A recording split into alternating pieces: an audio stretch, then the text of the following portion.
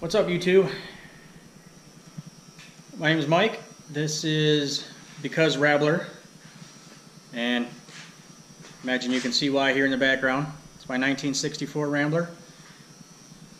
Thought I'd do a little video log here of what we plan on doing. Chances are I'll wander around a lot and ramble, and might be boring, might be interesting. If I don't cover something and you see something that you want me to talk more about, let me know, and I'll be sure to address it in the next video. So let's get started. Okay, this is our 1964 AMC Rambler Classic 770. Originally had a straight 6, 195.6 cubic inches, I believe. As you can see, that's long gone in favor of a much more powerful and much lighter power plant. We're looking at doing it's all aluminum 5.3, possibly twin turbo. Haven't 100% decided on that yet, but right now that's the current plan. I've got the engine set back about 9.5 inches. I'm not 100% sure that I'm going to stick with that. We may bring it back forward a little bit. Right now, I've got a C4 Corvette front suspension in it, and in order for the front pulley to clear, we've got to be set way back, especially using a truck pulley. Anyway, hope you can see that. But consideration now is possibly moving the rack forward, use a Pinto rack, something like that, and bring the motor back forward a little bit. And you'll see why here momentarily, or maybe I can show you a little bit from out here. We are a good 9.5 inches back, like I said, which buries this engine under the firewall. So, in order to make that work, we lose a whole lot of footbox room. Show you inside. Really narrows things up and doesn't give us a whole lot of room for stretching out my legs. So right now a lot of things are up in the air and it's apt to change, but we've made a lot of progress. If you haven't already been there, check out the Because Rabbler page on Facebook. Shows a lot of the progress from start to where we are today. Again, I'll walk you around a little bit more.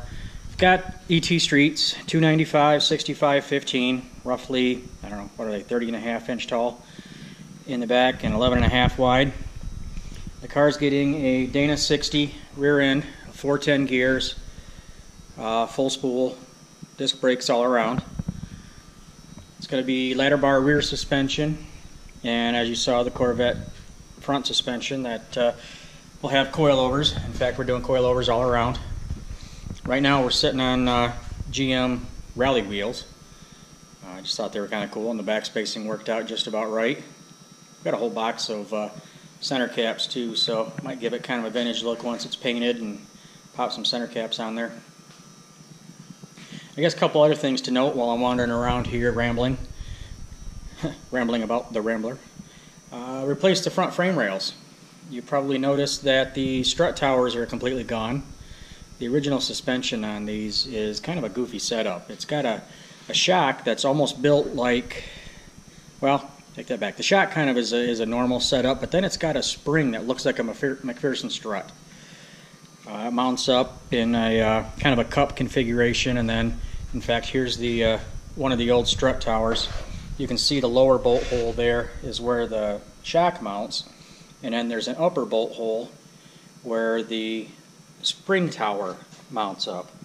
So it's kind of a dual setup and really kind of odd. Not much out there for aftermarket, especially for going the speeds that we're looking to go with this thing. So we wanted something with a little more modern suspension. Of course, it ended up taking a lot more fabrication than I planned, but in the meantime, I think it's working out pretty well. The Corvette suspension gives me disc brakes, all aluminum upper and lower control arms, rack and pinion steering with the option for power steering if I want it. As you can see right now, I've just got struts in place to set our ride height. They are about 14 inches long, and I'll take you over to the bench here and show you. I've got QA1 double adjustable coilovers going in, but until we get more of the car under its own weight, so we can select the coilover spring rate, there's no coils and no way to hold it up. So we're just temporary right now with the struts in there. Oh, what else can I show you? Well, I'll tell you a little bit more about the car. It's 2,800 pounds was factory stock. Like I said, it had a 195.6 cubic inch cast iron straight six engine, 3-speed manual on the column. The rear end was a AMC 10 or 15. I don't know a whole lot about them, but anyway, obviously nothing that would ever hold up to this, especially the power levels we're looking to make. And it was a torque tube setup, so pretty much meant reconfiguring the entire drive line on this.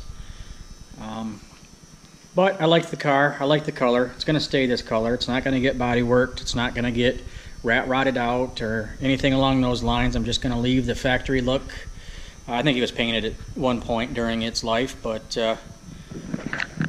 you know, looks kind of, I like the way it looks. You know, it's a higher trim level. The 770 was the more high-end version. It has the trim package down the side here, as you can see, both on the rockers and at the belt line. And also had what I thought was really cool. Pop the door open again here for you. These polished stainless steel sill plates. These are, what, 53 years old now and still look like they could be polished right back to new. Real impressive for the time, in my opinion, anyway. Let's see. Let's walk around the back here. Pop the trunk for you. Got a little bit of storage in here, but at least give you an idea of what is to come. Got battery box sitting over the right rear tire. Here's our fuel cell. Not sure if that's going to be the final mounting location. A lot of people think I should bring it further back, but I kind of like the idea of having room in here to store an extra set of tires, things like that. So I'm still playing with that. I'm not real sure where we're going to end up.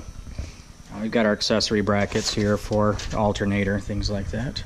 There's our heavy-duty drive shaft. Let's go ahead and raise the car up, and I'll show you underneath what we're working with. Alright, we are now up in the air, and I'll show you a little bit about what's been done and how far we still have to go. So, as you can see, here's our 3-inch square tube frame rails, the tunneled for the steering rack. Unfortunately, that may change, but I don't mind the fabrication. So, worst case, fill those back in. We make some tunnels a little further forward if we put a Pinto rack or Mustang 2 rack, something like that on here, and mount it up a little further forward. Here's a better shot, shows you the all aluminum steering knuckle, upper and lower control arms. I don't have the calipers and rotors on there right now, but the calipers are aluminum as well. Rotors are 12-inch. Should have lots of stopping power that way, even with manual brakes. The brake system is a Willwood dual master cylinder set up with balance bar, and I think that'll work out well for us. As you can see, I did lots of reinforcement. It's all 7-gauge or better plate steel, fully welded, through bolts in the frame with bushings and spacers. Show you a little bit more. Here's the stanchions for the motor mounts. Again, they may change. Here's the ICT billet motor mount adapters. Got a slick little oil pan. Picked it up from Jegs, and it was way cheaper than the Holley units or any of the others. Honestly, it's a thick billet aluminum flange. It's got provisions, you know, for external oiling. It's got internal baffles, as you would expect, and I think it was under $200. It was really a pretty good deal. All TIG welded, real sharp looking. All in all, I'm real happy with that. Here you can see the fish plating done to the factory subframe, attach our 3-inch, our new rails that were up there. The originals were just a stamped steel. So again, everything's been reinforced, nice and tight. I put some DOM tubing here as a frame spreader in the front. That's fully welded, nice and secure.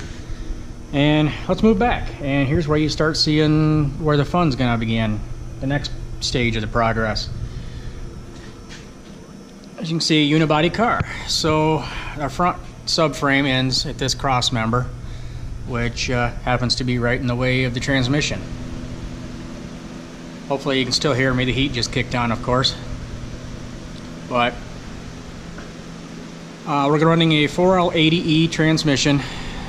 I know it's not the most popular for drag racing. Everybody likes the turbo 400s and such, but I really wanted the overdrive, and I wanted to make this kind of an all-purpose car. The original intention was building something in the spirit of Hot Rods Drag Week. If you haven't heard of that, that's the event where it is 5 tracks in 5 days and 1,000+ miles of driving to really showcase your build. So that being said, I didn't want to be zipping down the road with 410 gears and a 3-speed transmission. So we're going to use 4L80. You can see the case standing over here awaiting its turn to be stuffed into the car. But in the meantime, so that's our next once we finalize placement of the motor. Like I said, we may move it back forward here a few. I might actually bring it right back up closer to where, so the cross member and the oil pan are a lot closer to where you would normally expect them to be. I'm still going to have a recessed firewall. It just may not be quite as deep as it is right now. As you can see, there's miles of real estate to work with. So we've got to take this out. I think what we're going to do is cut here and here, take that section, get the transmission mocked up in here, and figure out our cross member situation. The intention is, like I said, to run, I've got this Dana 60 ladder bar rear end. There's the ladder bar cross member. Another shot of our big meaty tires. But I think what's going to happen is right here where these rear frame rails tie in, get a little closer. I don't know how well you can see this without a light. In fact, I'll grab a light here for it.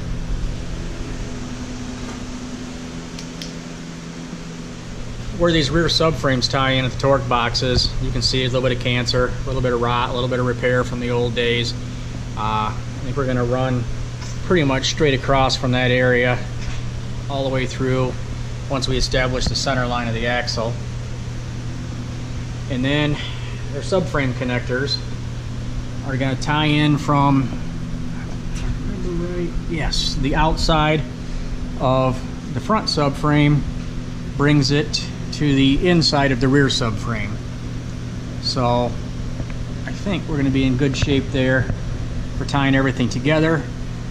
We'll be using a plate system for the cage when it goes in, just because the main hoop's going to be outside pretty far of where the subframe connectors are.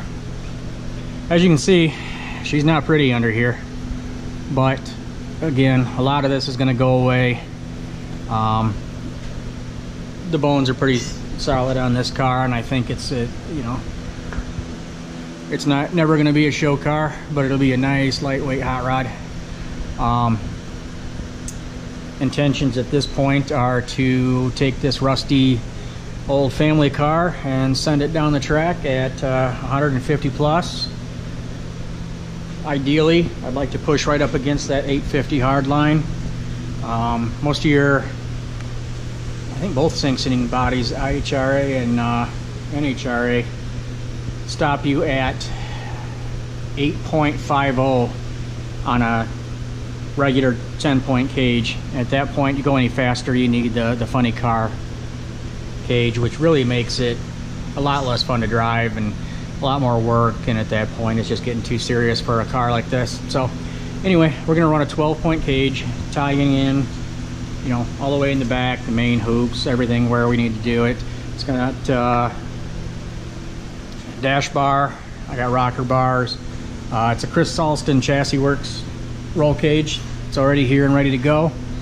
So once we get the underside here worked out a little bit better, we'll get the axle mounted and start working on the cage. But anyway, I hope this kind of gives you an idea of where the Rabbler is coming from and where we intend to go with it. And look for more videos as we go along. If you have any questions or comments, please ask them, and I'll be sure to do my best to get right back to you. If you have any suggestions, I'd love to hear them. This is a first time build for a car that's hoping to go this fast. I've done a lot of motorcycles and hot rods and things like that in the past, and been kind of a backyard mechanic for 30 years now, so we'll see how this goes. But in the meantime, thanks for watching. I hope it was interesting. I know I ramble a lot, but again, I'm new to making video logs like this, so if it works out and you guys want to see more, let me know and I'll see what I can do. Catch you guys later.